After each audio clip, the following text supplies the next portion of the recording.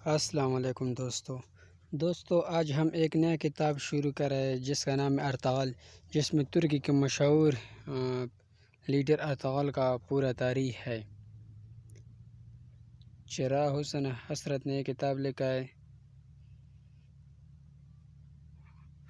تو دوستو ابھی کتاب شروع کرتے ہیں۔ بسم اللہ الرحمن الرحیم۔ ارطغرل ہندوستان سے اتر مطلب شمال کی طرف ہمالیہ کے اس پار ترکستان کا ملک ہے۔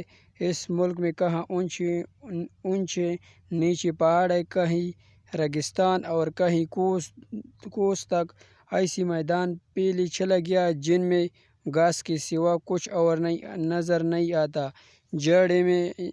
جاڑے میں یہاں ایسی برف پڑتی ہے کہ زمین اور آسمان سب سفید ہو جاتا ہے۔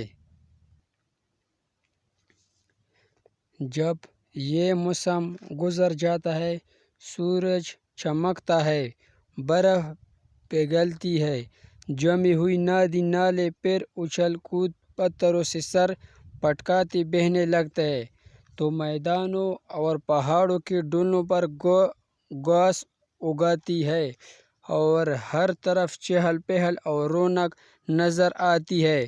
لوگ خوشیاں مناتے اور ہر طرف بھیڑ بکریاں کے گلے چراتے پھرتے ہیں۔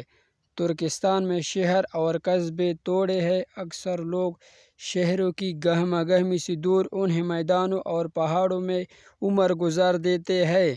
وہ ایک جگہ جم کر نہیں بیٹھتے، آج یہاں ہے کل وہاں۔ جہاں بھیڑ بکریوں کے لیے چارہ مل گیا، وہاں کمبل تان کر ڈیرے ڈال دیا۔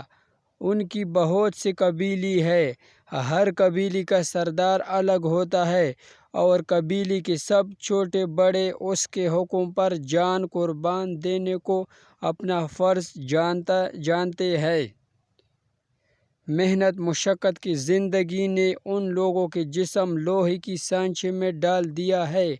ان کی بہادری اور جیالے پن کا یہ حال ہے کہ آگ کے درے میں کود پڑنا اور پہاڑ سے ٹکر جانا ان کے نزدیک ہنسی کھیل ہے۔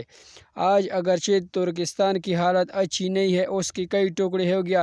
ایک حصہ روس کے قبضے میں ہے، ایک حصے پر چین حکومت کر رہا ہے اور تھوڑا سا علاقہ افغانستان کے متحد ہے۔ لیکن پرانے زمانے میں اس ملک کے لوگوں نے بڑی سلطنت قائم رکھی تھی۔ بابر اور اس کے بیٹے پوتے جو کئی سو سال ہندوستان پر حکومت کر گیا، اسی نسل سے تھی، اور جن دلاوروں نے ترکی کے نام سے یورپ میں ایک سلطنت قائم رکھا ہے، وہ بھی قوم کے ترک اور انہیں لوگوں کے بھائی بند ہے۔ آج ہم ان ترکوں کا حال سناتے ہیں جو ترکستان سے جا کر یورپ میں آباد ہو گیا اور آج تک اس سرزمین میں قدم جمائے کھڑے ہیں۔ تو دوستو کل انشاءاللہ ہم دوسرا سبق کل سے شروع کریں گے، دوسرا پارٹ انشاءاللہ۔ تو امید ہے دوستو آپ کو یہ ویڈیو پسند آیا ہو۔